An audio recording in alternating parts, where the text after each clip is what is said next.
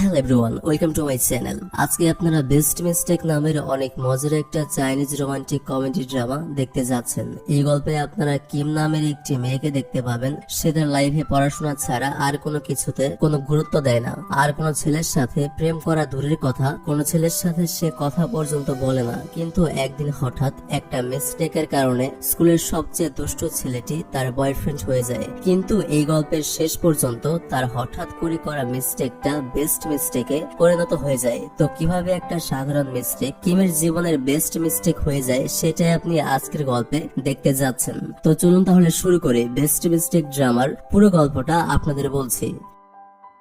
গল্পের শুরুতে আমরা আমাদের গল্পের প্রধান চরিত্র কিমকে দেখতে পাই। সে ক্লাস 10 এর একজন মেধাবী ছাত্রী। সে একটু অন্যরকম মেয়ে, যেমন তার বন্ধু কম, সবার সাথে মেশে কম, আর সে পড়াশোনার বাইরে অন্য কিছু বুঝেও কম। সে আসলে কিছুটা ইন্ট্রোভার্ট টাইপের মেয়ে। এরপর সে তার স্কুলে এসে ক্লাস করার জন্য বসে পড়ে। তখন তার ফোনে একটা ছেলের অনেকগুলো মেসেজ আসছিল। কিম সেই মেসেজগুলোর জন্য অনেক বিরক্ত হচ্ছিল।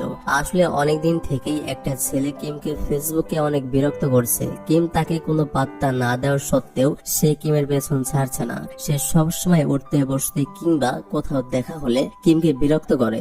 যথারীতি আজকেও সেই ছেলেটি কিমকে ফেসবুকে বিরক্ত করছিল। তখন কিমের সবচেয়ে কাছের বান্ধবী রুচি তার কাছে আসে, আর সে জিজ্ঞেস করে, তোমাকে কেন এত বিরক্ত লাগছে, কি হয়েছে? তখন কিম তার বান্ধবীকে সবকিছু বলে যে একটা ছেলে তাকে অনেক দিন ধরে বিরক্ত করছে। সে কোনোভাবেই ছেলেটিকে তার পিছু ছাড়াতে পারছে না। কিমের বান্ধবী রুচি বলে, তাহলে কাজ করো, তুমি ওই ছেলেটিকে বলে দাও যে তোমার বয়ফ্রেন্ড আছে, তাহলে সে তোমাকে আর বিরক্ত করবে না। কিম বলে, আমি তাকে অনেকবার বলেছি যে আমার বয়ফ্রেন্ড আছে, কিন্তু সে আমার কথা বিশ্বাস করে না। সে ভাবে আমি কারোর সাথে প্রেম করতে পারি না, আমি নাকি সেরকম মেয়ে না। তখন রুচি বলে, তাহলে তোমাকে একটা মাস্টার প্ল্যান মতো কাজ করতে হবে। কাজটা হচ্ছে, তুমি ইন্টারনেট থেকে যে কোনো একটা ছেলের ছবি ডাউনলোড করে তোমার কভার পিক দিয়ে লিখবে যে এটা তোমার বয়ফ্রেন্ড। তাহলে ওই ছেলেটি বিশ্বাস করবে যে তোমার সত্যি বয়ফ্রেন্ড আছে। কিম বলে, না, এই কাজটি আমি করব না। কারো পারমিশন ছাড়া তার ছবি নিজের প্রোফাইলে বয়ফ্রেন্ড হিসেবে আপলোড করা ঠিক হবে না। এজন্য কিম শেষ পর্যন্ত তার বান্ধবীর মাস্টার প্ল্যান মতো কাজ করে না। কিন্তু রাতের বেলায় সেই ছেলেটি কিমকে বারবার কল দিচ্ছিল এবং তার সাথে দেখা করতে চাচ্ছিল।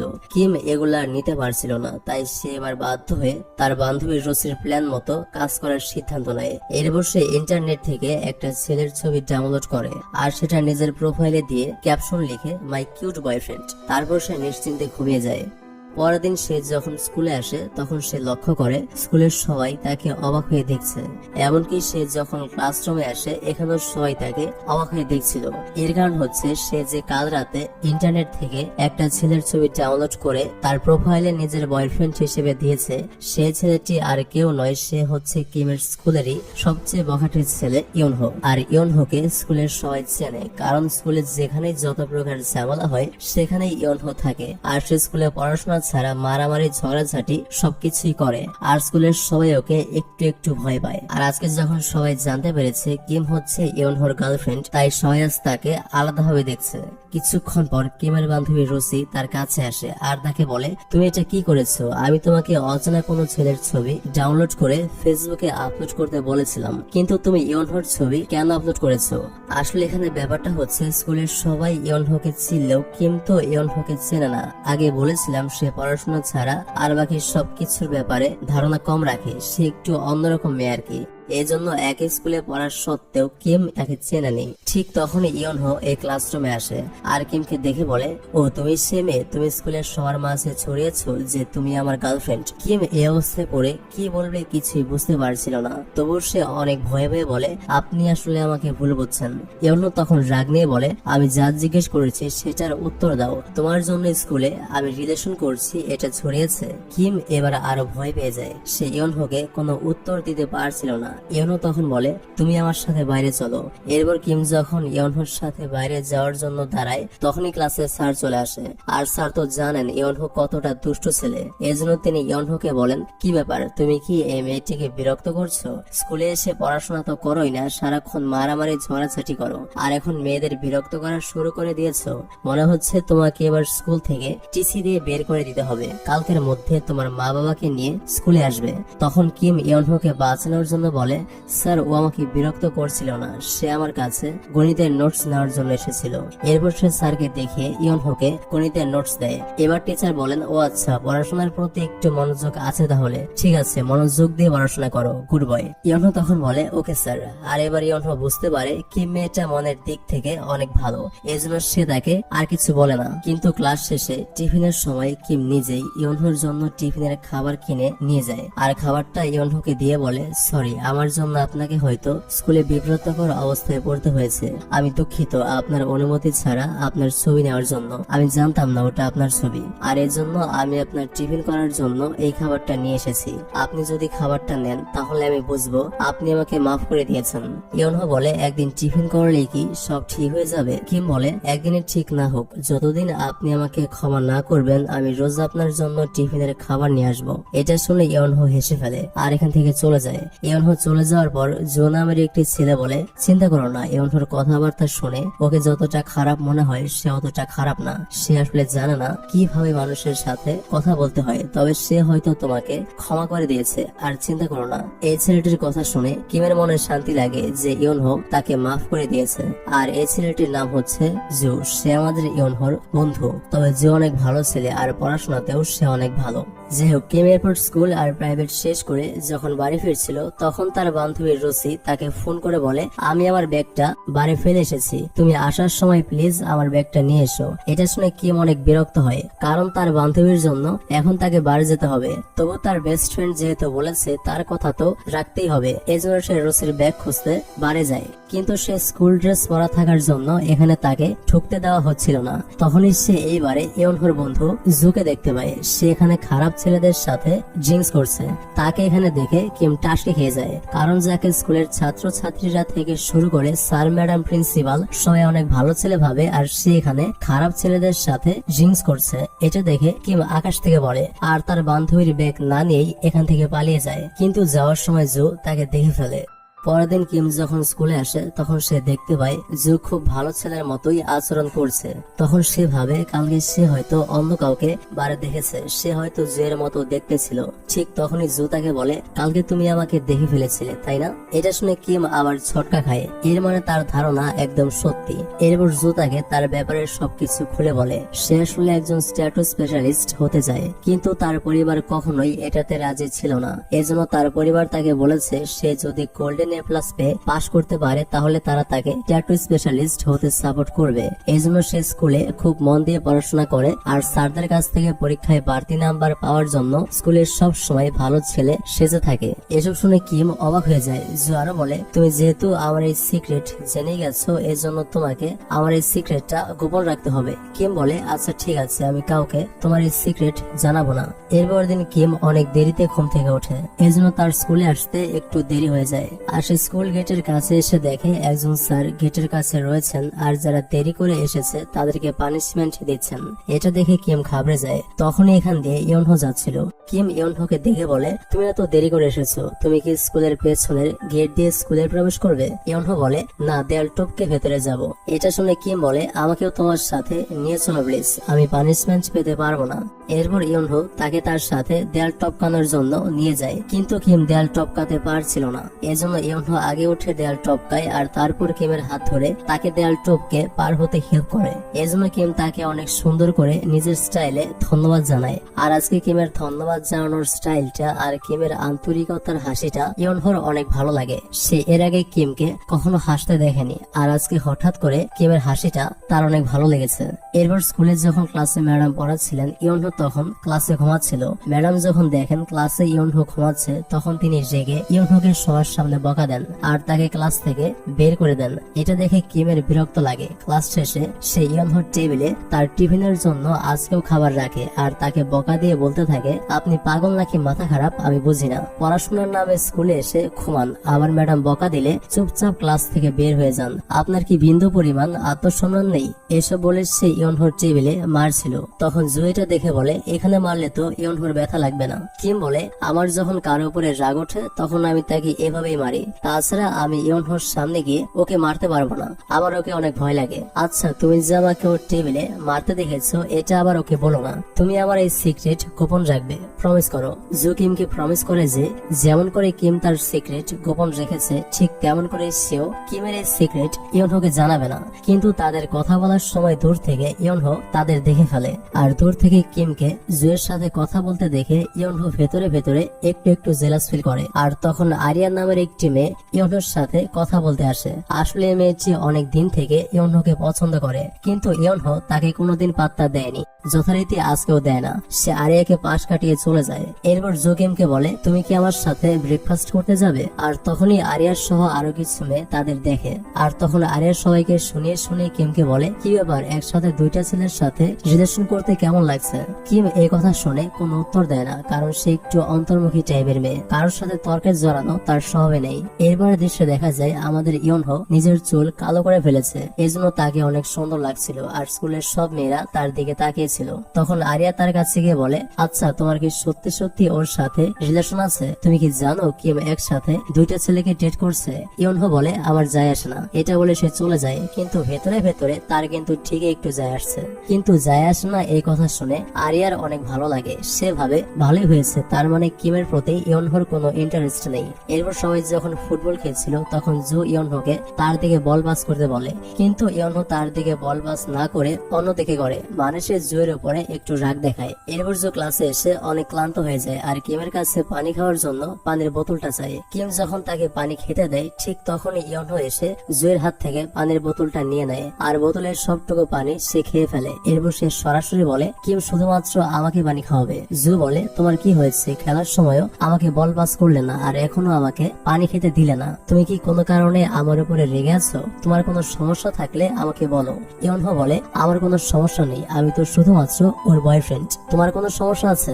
জো বলে, কিন্তু সেটা তো সত্যিকারের বয়ফ্রেন্ড না। ইয়নহো বলে, যদি সত্যিকারের হই তাহলে কি করবে তুমি? এবার জো আর কোনো কথা না বলে পানি খাওয়ার জন্য চলে যায়। আর কিম আজকের ঘটনায় অবাক হয়ে যায়। এরপর কিম যখন প্রাইভেট পড়তে এসেছিল তখন আরিয়া আসে তার কাছে। আরিয়া এসে তাকে বলে, কি ব্যাপার, ব্যস্ত আছো নাকি? হ্যাঁ, তোমার তো ব্যস্ত থাকারই কথা, একসাথে দুইটা ছেলেকে সামলাচ্ছ। কিম বলে, তুমি আমাকে কি বলছো এসব? আরিয়া বলে, শুনো, একসাথে দুইটা ছেলেকে সামলাও আর 20টা ছেলেকে সামলাও, তাতে আমার যায় আসে না, কিন্তু তুমি শুধুমাত্র ইয়নহোর থেকে দূরে থাকবে, আমি এটাই বলার জন্য এসেছিলাম।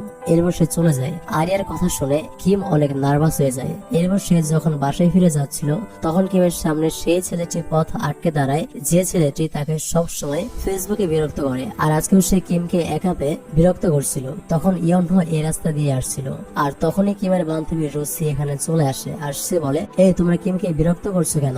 ছেলেটি বলে, তোমার কোনো সমস্যা? তুমি ভাগো এখান থেকে। রুসি বলে, তুমি চেনো আমাকে?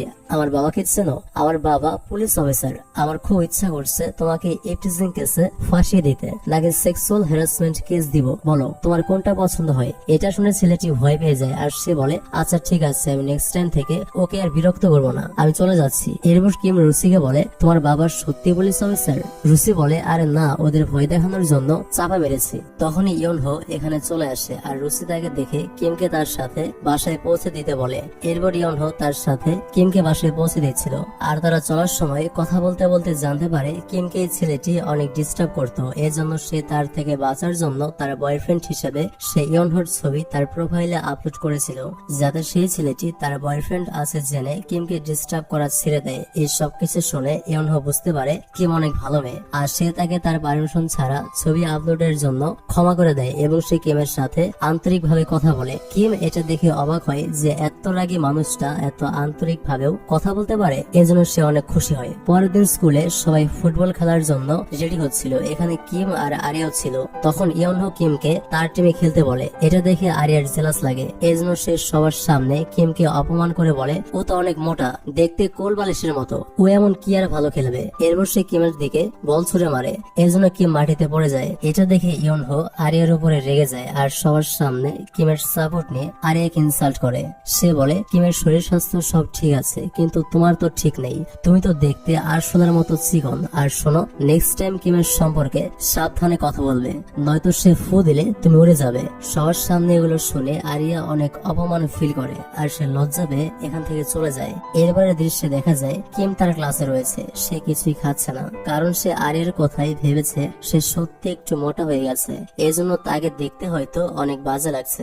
এজন্য সে ঠিক করেছে সে কয়েকদিন ডায়েট করবে এবং খাওয়া দাওয়া কমিয়ে দিয়ে নিজের ওজন কমাবে। টিফিনের সময় কিমার বান্ধবী তাকে কিছু খাওয়ার জন্য অনেক রিকোয়েস্ট করছিল, কিন্তু কিম কিছুই খেতে চাচ্ছিল না। কিন্তু ইয়নহো যখন জানতে পারে যে আরিয়ার কথার জন্য কিম কিছুই খাচ্ছে না, তখন সে একটা প্ল্যান করে। সে কিমকে তার জন্য টিফিনের খাবার আনতে বলে। কিম যেহেতু ইয়নহোকে কথা দিয়েছিল সে তার জন্য রোজ টিফিনের খাবার এনে দেবে, এজন্য তাকে তার কথা শুনতেই হয়। সে ইয়নহোর জন্য টিফিনের খাবার এনে দেয়। এরপর ইয়নহো তাকে খাবারের প্যাকেটটা খুলতে বলে আর খাবারটা 3 ভাগে ভাগ করতে বলে। কিম ইয়নহোর কথা মতো তাই করে। এরপর ইয়নহো বলে, এবার তুমি এই 3 ভাগের 1 ভাগ খাবার খেয়ে ফেলো। কিম বলে, আমি খেতে পারবো না, আমার পেট ভরা। ইয়নহো বলে, আমি তোমাকে খেতে বলেছি না, আমার কথা তোমাকে শুনতেই হবে, বাড়তি কথা বলবে না, খাও। তারপর কিম বাধ্য হয়ে 3 ভাগের 1 ভাগ খাবার খেয়ে ফেলে। ইয়নহো বলে, এবার 3য় ভাগ খাবারটা খাও। কিম বলে, না আমি আর খেতে পারবো না, তুমি তোমার জন্য খাবার এনে আমাকে খাওয়াচ্ছ কেন?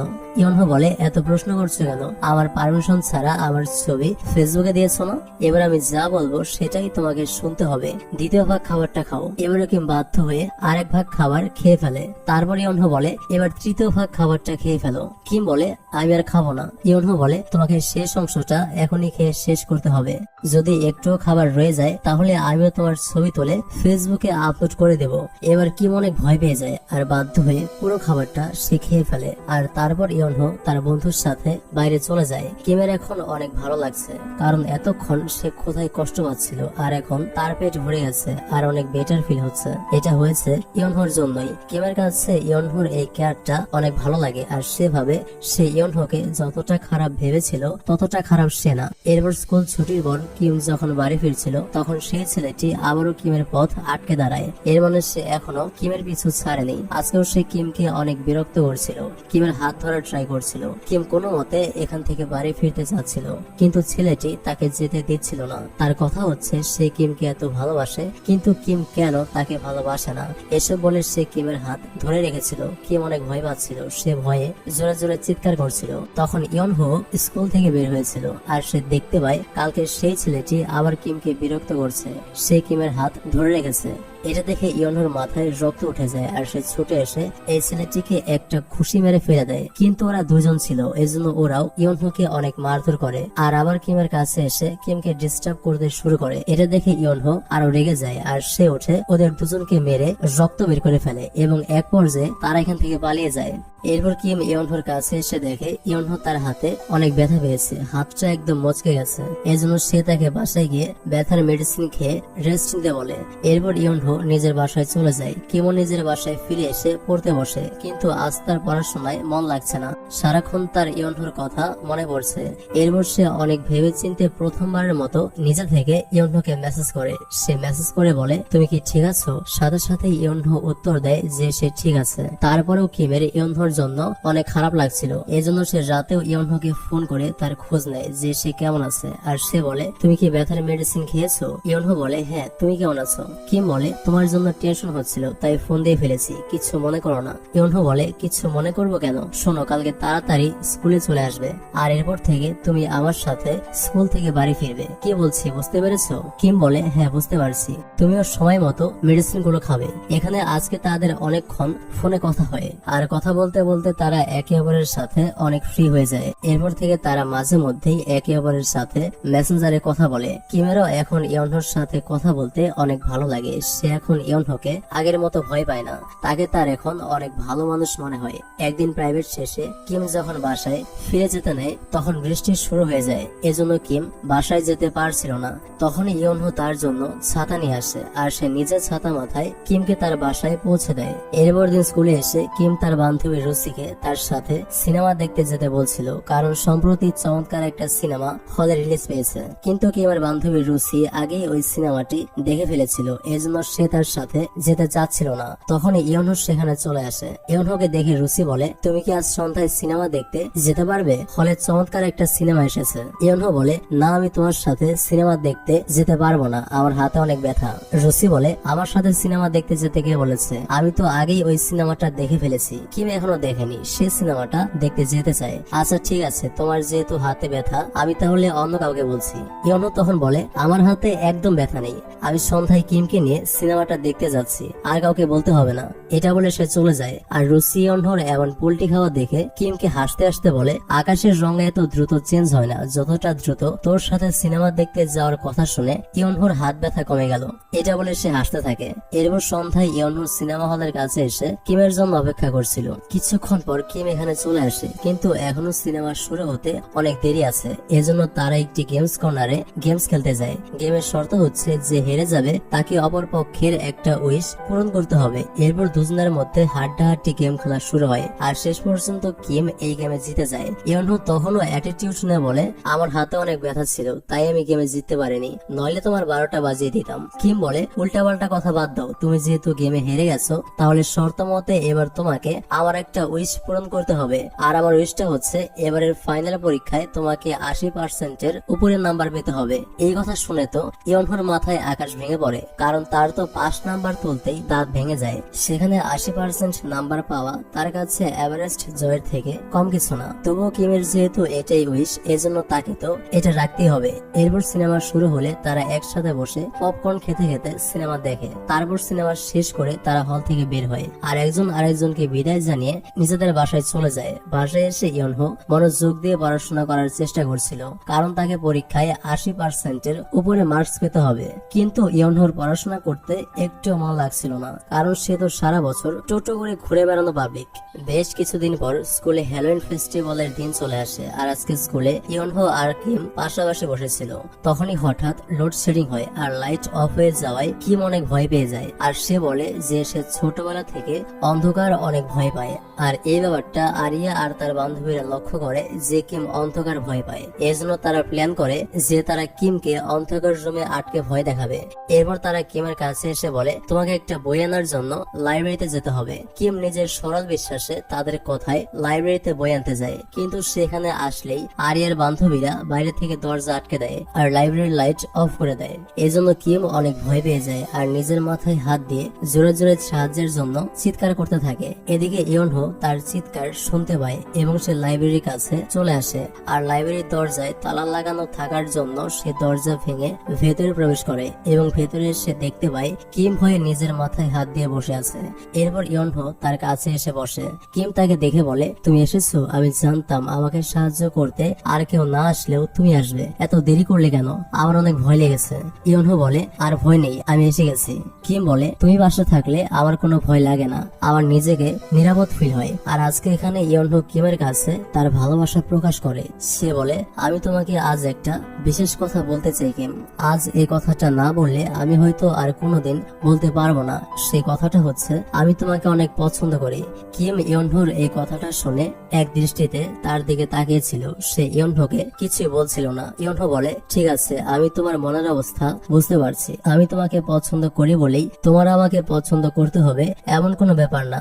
আমরা শুধুমাত্র আগের মতো বন্ধু হয়ে থাকতে পারি। এটা বলে সে উঠে যেতে নেয়। তখনই কিম ইয়নহোর হাত ধরে তাকে আটকায়, আর সে বলে, আমি শুধুমাত্র তোমার বন্ধু হয়ে থাকতে চাই না, আমারও তোমাকে ভালো লাগে। তোমার মনে আছে যখন প্রথম দিন তোমার সাথে আমার দেখা হয়েছিল, তখন তুমি আমাকে আমার মিস্টেকের জন্য রেগে গিয়ে ক্লাসে বকা দিতে এসেছিলে, আর আজ তুমি আমার সত্যিকারের বয়ফ্রেন্ড হতে যাচ্ছ। তুমি কি সত্যি আমাকে পছন্দ করো? ইয়নহো তখন হেসে বলে, আমি তোমাকে অনেক পছন্দ করি, আমি সারা জীবন তোমার সাথে থাকতে চাই। এরপর সে হাসতে হাসতে কিমের হাত ধরে। কিমের মুখেও হাসি ছিল, আর এভাবেই তাদের একটা সাধারণ মিস্টেকের সম্পর্ক একটা বেস্ট মিস্টেকে বদলে যায়। আর তখন লাইব্রেরির সামনে আরিয়া চলে আসে, আর সে ভেতর থেকে তাদের মিষ্টি কথাগুলো শুনতে পায়। এসব শুনে সে আরো জেলাস ফিল করে, কারণ তার জন্য ইয়নহো আর কিম এখন এত কাছাকাছি রয়েছে। এক কথায় সে নিজের পায়ে নিজে কোড়াল মেরেছে। এই জন্য এখন সে জেলাসিতে শেষ হয়ে যাচ্ছিল। এদিকে কিম ইয়নহোকে বলছিল, আমি তোমার গার্লফ্রেন্ড হয়েছি তাতে কি, আমি আমার উইশটা